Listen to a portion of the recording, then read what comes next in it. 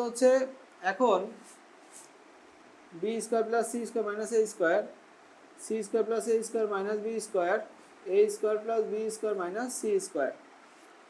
এখন হচ্ছে B square C square আর হচ্ছে এ স্কোয়ার কাটা।